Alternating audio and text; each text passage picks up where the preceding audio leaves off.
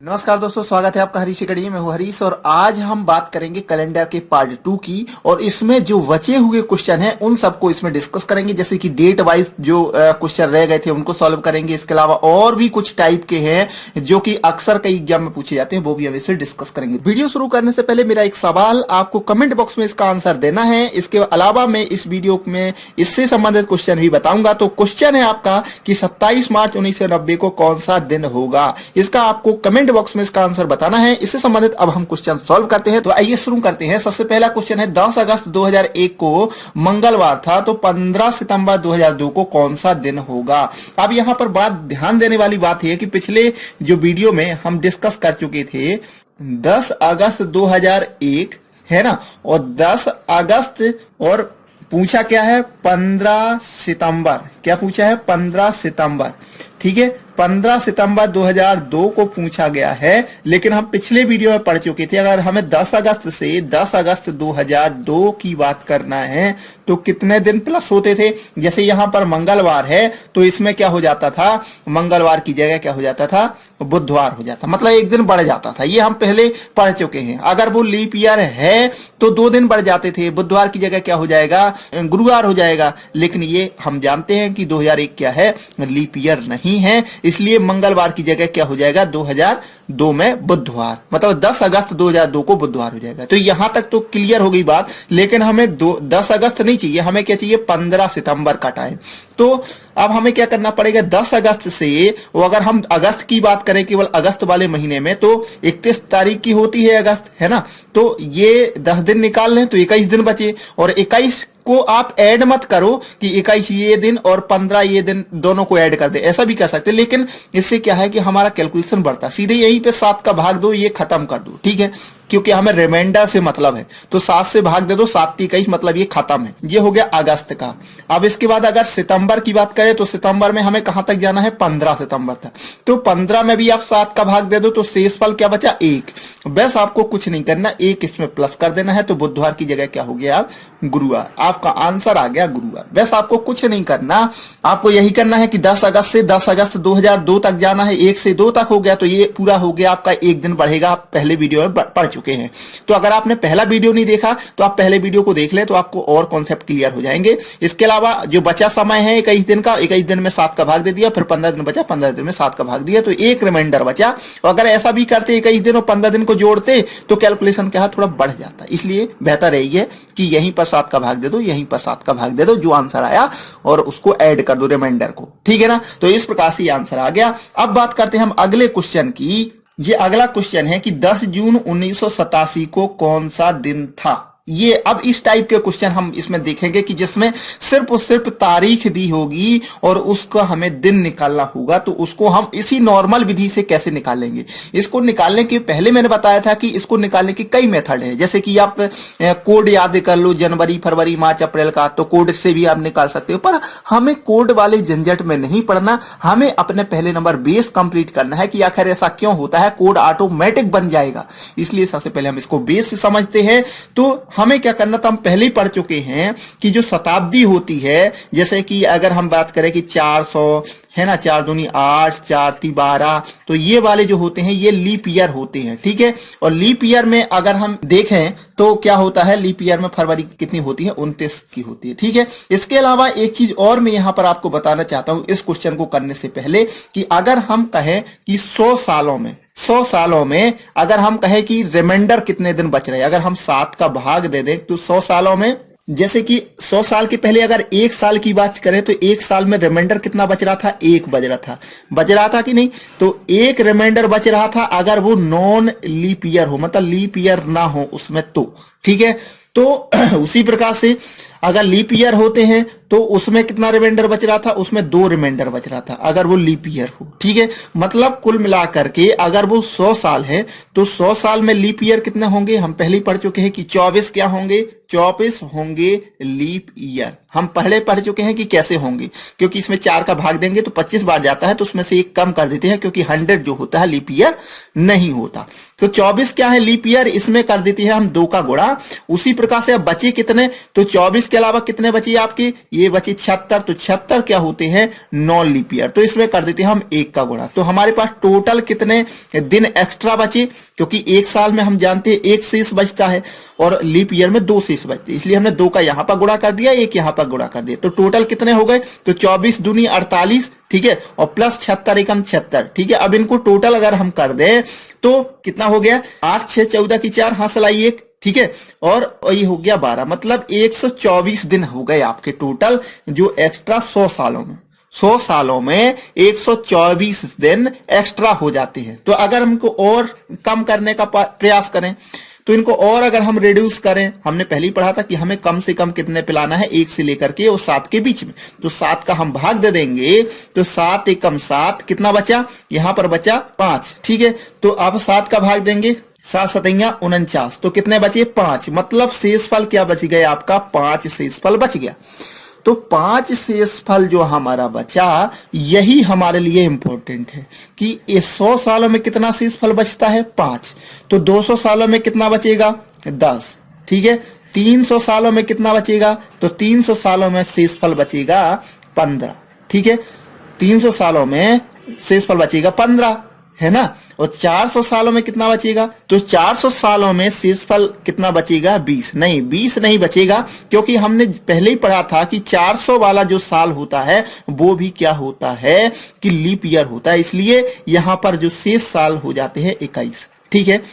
कितने शेष साल होते हैं, 21, 1 प्लस हो जाता है, हम पहले वीडियो में बहुत अच्छी तरीके से पढ़ा।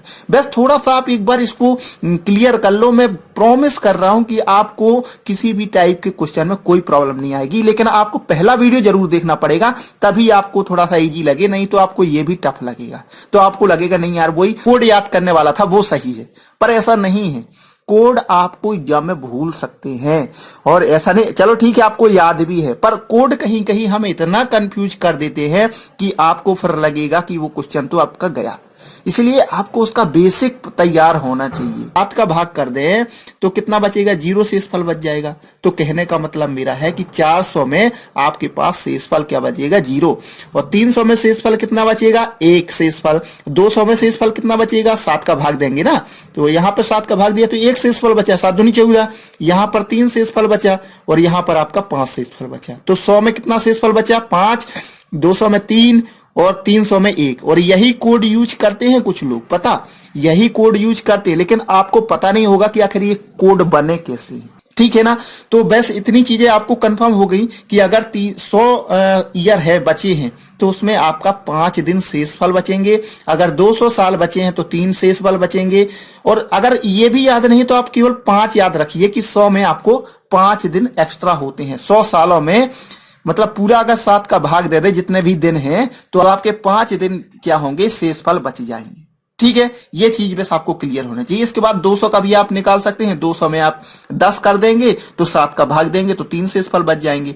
उसी प्रकार से अगर 300 की बात करें तो वही कि 7 का भाग देंगे 15 में तो 1 शेषफल बचेगा। बस इतना तो याद रखना है, 400 का तो 0 ही होता है, ठीक है।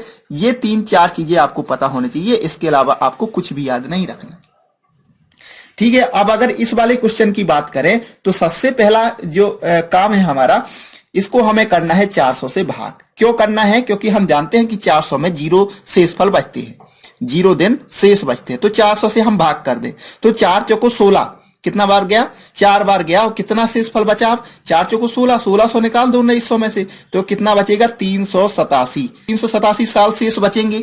अब हमें सिर्फ 387 पर काम करना है, इसके अलावा और कुछ भी काम नहीं करना। लेकिन उसमें से भी 386 है वो तो कंप्लीट हो चुके हैं, और जो 1 साल है वो 87 वाला, वो आपको 10 जून तक निकालना है, ठीक है। बाकी आपको कुछ नहीं निकालना। अब 386 की अगर बात करें तो इसमें हमें देखना है कितने लीप ईयर होंगे, कितने नो लीप ईयर होंगे। तो यहां पर अगर 386 की बात करें तो 300 दिन को हमें पता है कि 300 सालों में कितने दिन शेष बचते हैं, तो 300 सालों में शेष बचते हैं 1 दिन।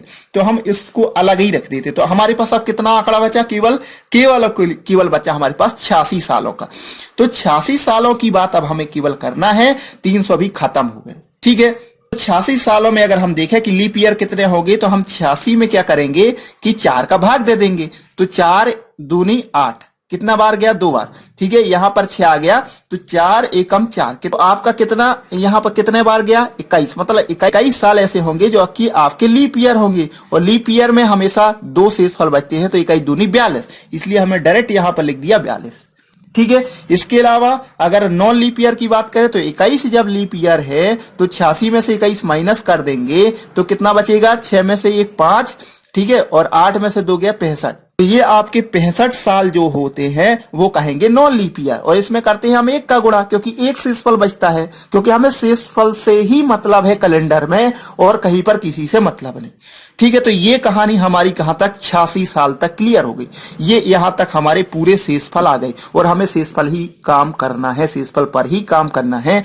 अब हमारा इतना काम तो क्लियर हो गया। अब हमें चल रहा है केवल और केवल 10 जून तक, मतलब 1 जनवरी से लेकर के 10 जून तक। के साथ ही जब हमें यहां पर आते हैं तो हम देखते हैं कि 87 साल जो है लीप ईयर है या नहीं। तो ये कहीं से नहीं दिख रहा है ये लीप ईयर है, क्योंकि 4 का भाग जाएगा नहीं। ठीक है, तो ये क्या है? नॉन लीप ईयर है।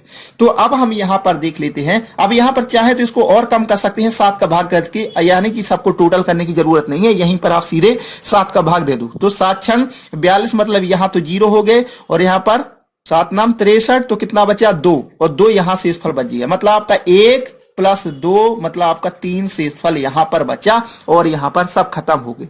अब आपको सिर्फ और सिर्फ जून 10 जून तक गणना करनी है। तो हम जानते हैं जनवरी कितने होगी? 31 की, तो यहां शेषफल बचेगा जनवरी में 3। फरवरी में चूंकि ये 28 होगी फरवरी, तो 0 बचेगा शेषफल। मार्च में कितना बचेगा? मार्च में आपका 3 शेषफल बचेगा। अप्रैल में आपका कितना बचेगा? अप्रैल में आपका 2 शेषफल बचेगा। मई में कितना बचेगा? मई में आपका 3 शेषफल बचेगा। जून में कितना बचेगा आपका? जून में आपको जाना है 10 तारीख तक, तो 10 दिन ये आपके शेष है। अगर इसमें भी अगर शेष की बात करें तो 7 का भाग दे दे तो कितना बचेगा? ये 3 शेषफल यहां पर बच जाएंगे। बस आपको इसको काउंट करना है, और इसको भी काउंट नहीं करना। 3 दूनी 6, 3 दूनी 6 और 1 जो 7, इससे निकालो तो ये खत्म हो गया। अब इसका 1 बचा, 3 दूनी 6 और 1 इसका निकालो तो 7, ये खत्म हो गए। 3 और 1 4 और 4 3 7, तो ये भी पूरा खत्म। मतलब अब आपको सिर्फ उससे 0 जोड़ना है, मतलब आपका 3 आपका शेषफल बचा, और 3 शेषफल बचा, मतलब आपका क्या है कि इस तारीख को कौन सा दिन होगा? तो 0 को होता है रविवार, 1 को होता है सोमवार, 2 को होता है मंगल, और 3 को होगा आपका बुधवार। यही आपका आंसर है। तो इसका आंसर क्या आ गया? बुधवार। अब इतना आपको जरूर लग रहा होगा कि इतने समय में तो हम कोड से कर लेते, नहीं, ये बहुत आसान है। हो सकता है बशर्ते आपको कम से कम 15 क्वेश्चन लगाने पड़ेंगे इसी टाइप के, फिर आप देखना कहना कौन आसान है। अगर आप 15 क्वेश्चन इसी टाइप से लगा लो, फिर आप देखना कि आपको आसान कौन सा लग रहा है। ये मेरा दावा है। आपको थोड़ी प्रैक्टिस करने की जरूरत है। मैं यहां समझा रहा हूं इसलिए टाइम लग रहा है, क्योंकि मुझे एक चीज को आपको समझाना है। जबकि आपको अगर मुझे खुद के लिए सॉल्व करना होता तो मैं क्या करता? सीधे सीधे मुझे 386 दिखते, और 386 में भी जब इसको मैं डिवाइड करता तो 21, तो मैं क्या करता? 86 में से 21 को माइनस कर देता, मेरा 65 आ जाता। तो 21 दूनी 42 और प्लस 65, और इसमें 7 7 का भाग देता, मेरा रिमाइंडर 2 बच जाता है यहाँ पर शेषफल। बस मुझे 3 3 दूनी 6 ये ईयर जोड़ने पड़ते, यहाँ पर मैं सभी को जोड़ देता तो मेरा शेषफल यहाँ पर 0 मिल जाता, और 3 को मैं ऐड कर देता, आंसर आ जाता। मतलब कितना इजी हो जाता। मुझे ये सब करने की जरूरत नहीं है। यहां मुझे इतना सारा समझाना पड़ा, तो ये आपको एक बार तो करना पड़ेगा, कम से कम 2-4 बार करना पड़ेगा। जब जी आपका बिल्कुल प्रैक्टिस हो जाएगी, आपका आंसर फटाक से आएगा। जैसे अगला क्वेश्चन देखते हैं तो आपको और क्लियर हो जाएगा। जैसे मैं कहूं 10 जून 2002 को कौन सा दिन होगा, तो 10 जून 2002 को ये लीप ईयर है क्या? नहीं है। बस ठीक है, 10 जून 2002 को पूछ रहा ना, तो सबसे पहले इसमें 400 का भाग दे दो, तो 2000 तक चला जाएगा, केवल 0-2 साल बचे। अब 0-2 साल में भी 1 साल हमारा हो गया, और एक अभी रनिंग में है, उसमें भी हमें 10 जून तक जाना है। तो 1 साल में इसमें शेषफल कितना बचेगा? 1 ही शेषफल बचेगा, उसको हमने लिख दिया। इसके बाद 10 जून तक की बात कर रहे हैं तो हम पहले ही देख चुके हैं। अगर हम पहले की क्वेश्चन की बात करें तो पहले देख चुके हैं कि शेषफल उसमें 0 बचता है। तो हमारे इसमें क्या है? आंसर 1 शेषफल आ जाएगा, और 1 शेषफल मतलब क्या हो जाएगा? सोमवार इसका आंसर आ जाएगा। ये हो गया आपका आंसर। ठीक है, लेकिन आप कहो कि आपने तो 10 जून तक आपने कहा कि पहले निकाल चुके, लेकिन एग्जाम में थोड़ी ना निकाला हुआ मिलेगा। तो कोई दिक्कत नहीं। जनवरी में 3, फरवरी में 0, मार्च में आपका 3, अप्रैल में आपका 2, मई में 3, जून में आपका 10, तो यहां पर भी शेषफल 3। अब आप 3 दूनी 6 7, तो यहाँ पर एक बचा, एक को यहाँ पर कर लो तो ये 7, यहाँ पर आपको समझ में आ गया कि भैया 0 है और ये एक ही शेषफल था, तो आपको सोमवार, एक किसका होता है कोड सोमवार का, बस आंसर आपका सोमवार आ गया। कुछ करने की जरूरत नहीं। आप देखो पिछला क्वेश्चन हम कर चुके थे, इसलिए कितना इजी लग रहा। बस आपको वो थोड़ा सा याद रखना है कि 100 में कितने शेषफल बचते हैं 5, 200 में कितने बचते हैं आपका शेषफल, क्योंकि 10 हो जाता है तो शेषफल कितने बचेंगे 3। इसके बाद 300 में कितना होगा, 300 में शेषफल चूंकि 15 हो जाएगा तो शेषफल बचेगा आपका 1, और 400 में 0 होगा। ये 3-4 चीजें आपको याद रखनी है बस। क्लियर? तो इस टाइप से यदि क्वेश्चन आते हैं तो आपको बहुत इजी पड़ेगा, इसलिए आप कोड पे बिल्कुल मत जाओ, कोड से भी फास्ट आप इससे कर सकते हो। क्लियर? अब देखते हैं अगला क्वेश्चन, तो आपको और क्लियर होगा। जैसे कि एक थोड़ा सा लीप ईयर वाला क्वेश्चन देख लेते हैं कि 20 अप्रैल 1780 को कौन सा दिन होगा। तो 1780 वाली बात है, मतलब ये लीप ईयर है। ठीक है, तो अगर हम यहां पर बात करें तो 1700 और 79 ये वाले ईयर जो हो गए आपके कंप्लीट हो चुके हैं। इसके अलावा जो 80 वाला साल है वो आपको 20 अप्रैल तक चलना है।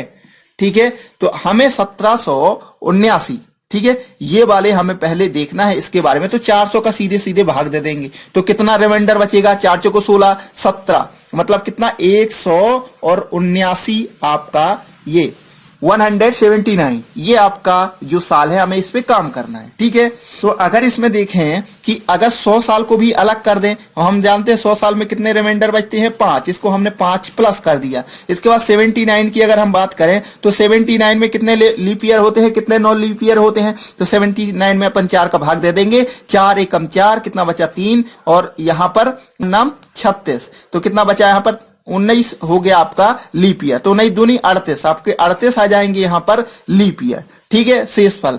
इसके बाद अगर नॉन लीप ईयर की बात करें तो 19 माइनस कर देंगे तो कितना बचेगा, यहां बचेंगे आपके 60। तो 60 साल में 1 का गुणा करेंगे, मतलब वही चीज है, तो ये 60 साल का यहां पर 60 शेष बच जाएगा। तो ये आपका यहां तक कि जो रिमाइंडर है वो आपके क्लियर हो गए। अब आपको बात करना है 20 अप्रैल की। तो अगर हम जनवरी की बात करें तो 3, फरवरी की बात करें तो यहां शेष 1 बच जाएगा, क्योंकि फरवरी 29 की होगी इसमें। ठीक है, तो अगर 7 का भाग देंगे तो शेषफल कितना बचेगा, 1 बचेगा। इसके बाद अगर मार्च की बात करें तो मार्च में कितना बचेगा 3, अप्रैल में 2, और अप्रैल में हमें कहां तक जाना है, सॉरी 20 तक जाना है। तो 20 में 7 का भाग दे देंगे, 7 दूनी 14, मतलब 6 शेषफल बच जाएगा। तो अगर हम देखें 6 और 7, ये 7 तो यहीं पे खत्म हो गए, 7 को आपका जोड़ा बना के उसको शून्य कर देना है। इसके बाद शेषफल कितने बचे 6, तो आपको सिर्फ 6 से मतलब रखना चाहिए। ठीक है, तो अब यहां पर उसी प्रकार से 7 का भाग दे दो, 7 पना 35, यहां से कितना शेषफल बचा, 3 शेषफल ये बचा। इसके बाद आप यहां 7 का भाग दे दो तो 8 56, तो यहां पर कितना बचेगा आपका 4 शेषफल यहां बच जाएगा। तो 4 3 7 शून्य ये भी हो गए, तो आपका कितना बचा 5 और प्लस 6, ये 5 और ये 6, बाकी ये तो 0 हो गए ना, 4 3 7, तो 7 को हमें शून्य करना है। तो कितना बचा 5 और 6, 6 5 कितना हो गया 11, 11 में आपका 7 का भाग दे दो तो कितना बचेगा कि 4 शेषफल बचेंगे आपका। तो 4 शेषफल मतलब शून्य, मतलब रविवार, सोमवार, मंगल, बुध और ये गुरु, तो आपका आंसर क्या जाएगा गुरुवार। बस कितना इजी है, 4 शेषफल होने के कारण हमारा आंसर क्या होगा गुरुवार। और इस टाइप से हमको आंसर करना है, और ये कोई इतने ज्यादा टफ नहीं है जितना आप सोचते हैं, और बहुत इजी तरीके से ये सॉल्व कर सकते हैं। अब थोड़ा सा हम अगला टाइप का एक क्वेश्चन कर लेते हैं, इसके अलावा कैलेंडर में है ही नहीं कुछ। जैसे कि अगर इस टाइप से क्वेश्चन पूछा जाए कि 1995 के समान कौन सा कैलेंडर कब होगा, मतलब अगर आपके पास 1995 का कोई कैलेंडर है तो उसको आप कब यूज कर सकते हैं। उसमें सेम 1 जनवरी को अगर सोमवार था तो 1 जनवरी को उस साल भी सोमवार होगा, ऐसा कब हो सकता है। तो ऐसा ज्ञात करने के लिए आपको एक काम करना पड़ेगा। इसमें आपको क्या करना है, डायरेक्ट सीधे आप 4 का भाग दे सकते हैं। 1995 में आप डायरेक्ट 4 का भाग दे दो।